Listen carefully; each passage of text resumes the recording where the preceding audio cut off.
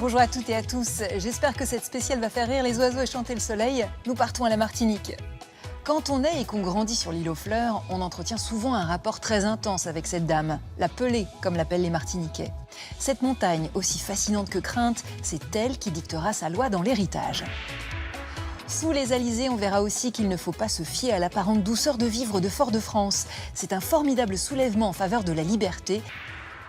La force de caractère des Martiniquais va s'imposer à nous dès maintenant grâce à une écrivaine. Une femme qui a longtemps été éclipsée par l'aura de son époux, le père de la négritude, Aimé Césaire. Aujourd'hui, c'est Suzanne Césaire, notre guide dans l'inspiration. Et on continue en musique avec l'un des plus vieux instruments du monde, la conque. C'est le clin d'œil de Thomas Chauvineau. C'est le son de la mer. Des vagues graves et profondes, modulées par la main de l'homme. La conque est l'un des plus anciens instruments de musique qui soit. Et souffler dans une conque, c'est pas de la tarte. On peut trouver sur Internet de nombreux tutos qui expliquent comment faire. Imaginez que vous avez une paille dans la bouche et que vous essayez de la retirer. En Europe, la première conque musicale date de 18 000 ans. On la retrouve dans l'Antiquité grecque, égyptienne ou maya, mais aussi dans le Pacifique, en Inde et donc aux Antilles, où la pêche au lambi, le nom donné à cette conque, se pratique depuis 6 000 ans. Dans son souffle, on peut entendre l'histoire des Caraïbes, et qui commence bien avant l'arrivée des premiers conquistadors. Dans les îles Vierges britanniques, une île entière s'est formée de conques. Le plus ancien coquillage trouvé là date de 1245 environ. Il semble que les pêcheurs, après les avoir mangés, aient abandonné ici les coquilles vides qui ont fini, petit à petit, par former un îlot. Avant d'être un instrument, la conque est une source de protéines, consommée déjà par les Amérindiens. Aujourd'hui, elle se mange frite, grillée ou marinée dans du citron vert, et la coquille vide devient une conque de brume pour les marins. C'est ce même son qui appelait les esclaves au rassemblement et à la révolte. Et aujourd'hui, elle orne les ronds-points ou l'entrée des villes. En Martinique, cette sculpture géante au bourg des Anses d'Arlé en témoigne. Et quand elle ne sert pas d'ornement, de bijoux, de lampes tamisées, on la retrouve sur certaines tombes. La conque accompagne aussi le dernier voyage. Est-ce que vous êtes partant pour une randonnée à présent ? 1397 mètres à gravir jusqu'au point culminant de la Martinique, le Chinois, comme on l'appelle, le sommet de la montagne Pelée. Ce volcan qui peut faire trembler à n'importe quel moment notre héritage.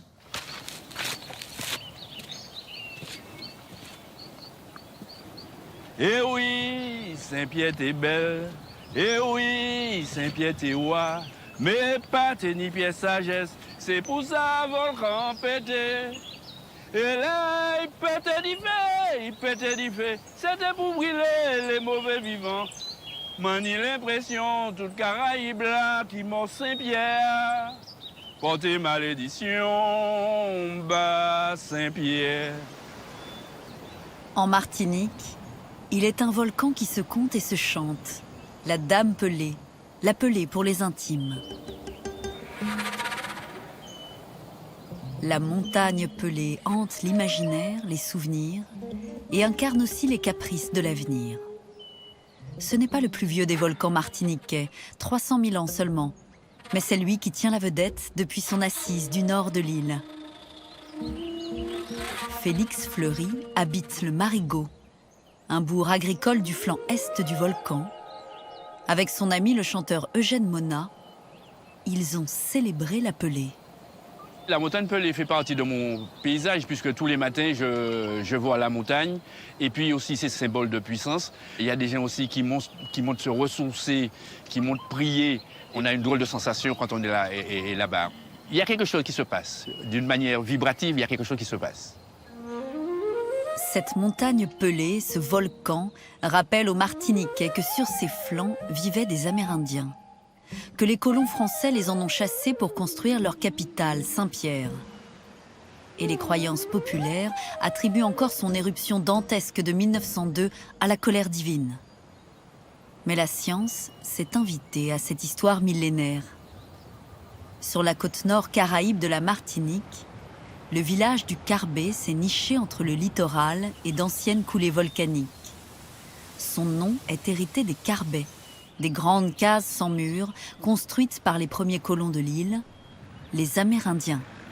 À partir de 500 ans avant Jésus-Christ, arrivent des vagues sud-américaines d'agriculteurs et en même temps de pêcheurs. On sait qu'ils se sont installés aux alentours de la montagne Pelée.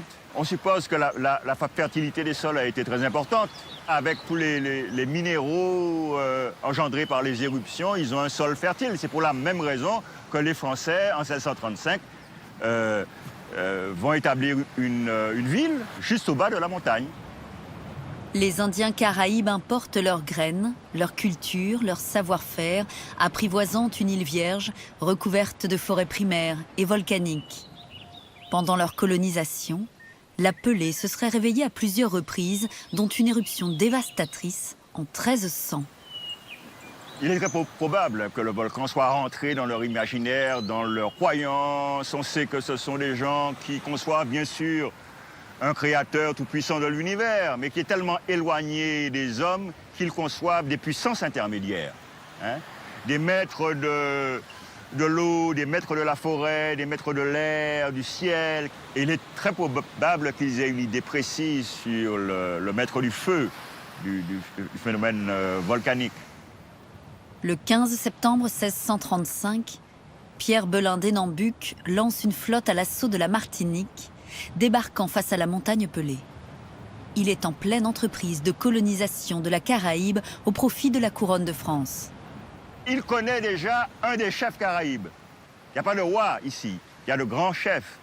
Le chef pilote que d'Hénambuc connaît depuis 10 ans déjà, qui réside dans la zone. Au Carbet, ils ont fait compère, ils ont échangé leur nom. Et donc c'est dans ce cadre-là que d'Hénambuc va venir s'installer ici. Il y a une autre faction caraïbe, d'autres chefs qui ne sont pas d'accord avec le deal opéré par Pilote. Et ils vont faire la guerre. Les colons français massacrent les Indiens caraïbes. Les survivants prennent le chemin de l'exil. Mais sur l'île, une légende est née. Au pied de la Pelée, les derniers guerriers amérindiens se seraient suicidés, maudissant les Français.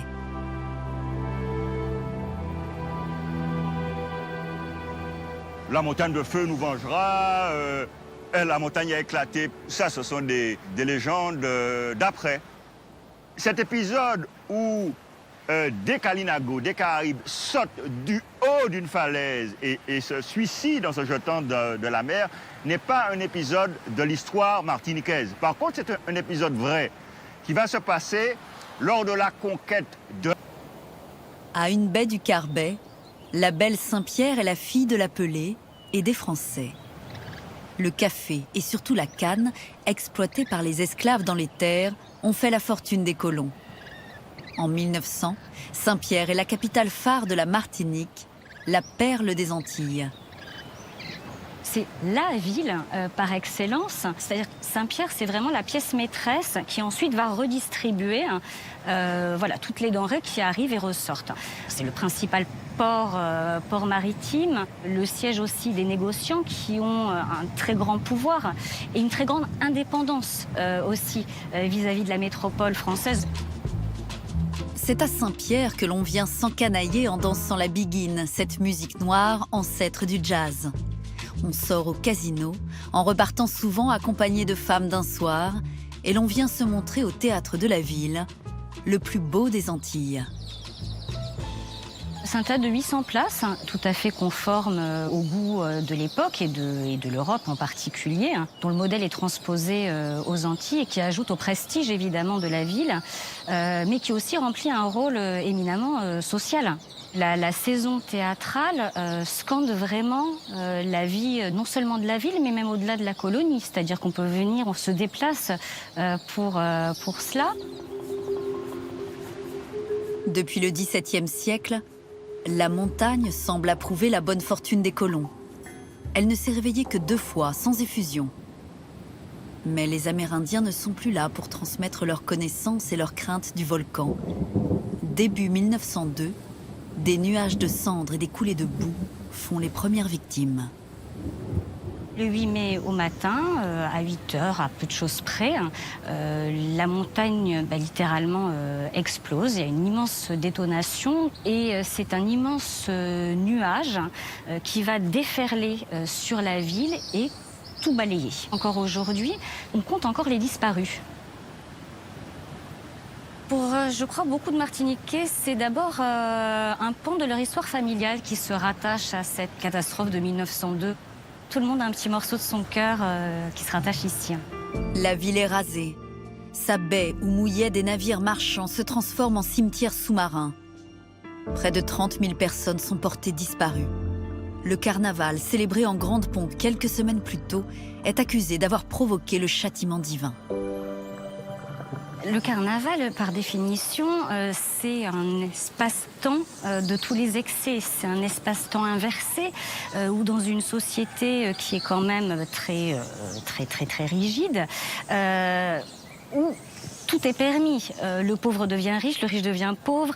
On peut se moquer de tout et de tout le monde. Ce dernier carnaval aurait été particulièrement débridé. Les autorités sont accusées à tort d'avoir empêché l'évacuation pour des raisons politiques. Faisant fi de tous les rescapés, blessés ou réfugiés, se construit très vite le mythe de deux uniques survivants. On les surnomme Syparis et Léon Compère. Dans toutes les catastrophes, il faut aussi des miracles. Et parmi les miracles, ce sont ces deux survivants. Donc, alors Ludger Syparis, parce qu'il faut bien lui restituer son véritable nom, qui était donc emprisonné dans la prison qui est voisine, et un cordonnier. Ça, c'est la légende. C'est une construction liée aussi à la présence de journalistes qui font du sensationnel. Et Syparis en particulier, il a été recruté par le cirque, le Barnum Circus, le plus grand show du monde, où il est exhibé à côté du nain, des sœurs siamoises et je ne sais trop quoi encore. Dans les mois suivants, la montagne Pelée continue à faire des milliers de victimes. Le gouvernement français dépêche alors le professeur de minéralogie, Alfred Lacroix. Au Morne des Cadets, un mont faisant face à la Pelée, son poste d'observation est devenu dès 1903 le premier observatoire volcanologique de France, le deuxième au monde après celui du Vésuve. La montagne Pelée, pour un géologue, c'est un lieu de légende parce que, bon, on commence nos études en apprenant notamment donc, ce qu'est le dynamisme péléen. Et ce dynamisme péléen a été défini ici par Alfred Lacroix. Il passe près de 6 mois au Morne des Cadets et réussit pour la première fois à expliquer scientifiquement l'explosion de la Pelée avec une expression de son cru, les nuées ardentes. Ce volcan, le 5 et 6 mai 1902, présentait déjà des lueurs. C'était le dôme de lave qui se mettait en place. Donc le 8 mai, donc, il y a eu une explosion, un mélange donc, de gaz et de matière solide, qui sont ensuite donc, répandus donc, sur les pentes. Ces nuées ardentes sont chaudes, plusieurs centaines de degrés. On sait qu'en plus, ces coulées également étaient très rapides, près de 150 mètres par seconde. La Pelée devient un objet de fascination, un passage obligatoire pour les volcanologues de Franck Perret à Thomas Jaggar, qui fondera le 3e observatoire au monde à Hawaï. Tous reconnaissent en Albert Lacroix un pionnier. Je pense qu'avec lui, ce début de la volcanologie, c'est le début de méthodes de travail pour décrire donc, les phénomènes qui sont associés à l'activité volcanique. Et c'est une rigueur également scientifique, avec donc des figures, une description, donc des échantillons et également donc un recueil d'informations auprès également de la population. C'est de la science participative. Lorsque le volcan se réveille de nouveau entre 1929 et 1932, la population a cette fois été évacuée, évitant une nouvelle tragédie. Si Saint-Pierre est rapidement réinvesti par une population noire dynamique, c'est une autre ville, loin de la Pelée, qui sort métamorphosée des éruptions. Au centre de l'île, Fort-de-France est au début du XXe siècle une ville de garnison dont les forts protègent la plus grande baie naturelle de la Martinique. En 1900, par rapport à Saint-Pierre, Fort-de-France est une ville administrative, un siège de gouvernorat. L'éruption de 1902 a été un accélérateur formidable de la puissance de Fort-de-France. En fait, ça a simplifié l'organisation urbaine de l'île, puisqu'au lieu d'avoir un duopole, on s'est retrouvé avec une sorte de grande ville. En 1902, plus de 20 000 personnes rejoignent Fort-de-France, souvent issues de la campagne, car la plupart des citadins meurent à Saint-Pierre. Le centre colonial étant trop exigu, des quartiers sont créés en périphérie comme les Terres Saint-Ville. En fait, il faut voir la catastrophe comme évidemment les 30 000 décès liés au volcan, mais il y a aussi toute la désorganisation de l'économie du nord de l'île qui a donc entraîné un afflux massif de réfugiés terrorisés par l'éruption. Ceux qui venaient du nord par l'intérieur et donc se sont installés sur les hauteurs. Et puis il y a eu tout un afflux ici et il a fallu donc prendre des mesures pour humaniser un peu cet espace. Ces réfugiés ont gravi les échelons sociaux et on s'est retrouvé avec un quartier populaire, ouvrier, dans les Terres Saint-Ville. Les exilés de la Pelée sont les premiers d'une longue série de migrants des campagnes qui vont peupler Fort-de-France et lui donner son identité hybride, créole, tout au long du XXe siècle. En Martinique, c'est donc la montagne Pelée qui fait la loi, sous l'œil averti de ses nouveaux gardiens, scientifiques ou habitants, et la voix de ses conteurs.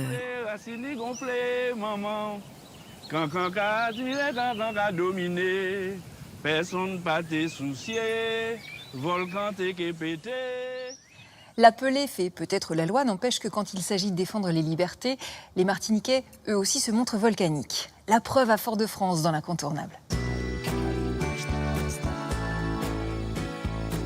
Et voilà, c'est la fin de cette spéciale, comme on dit en créole, à un dos de soleil.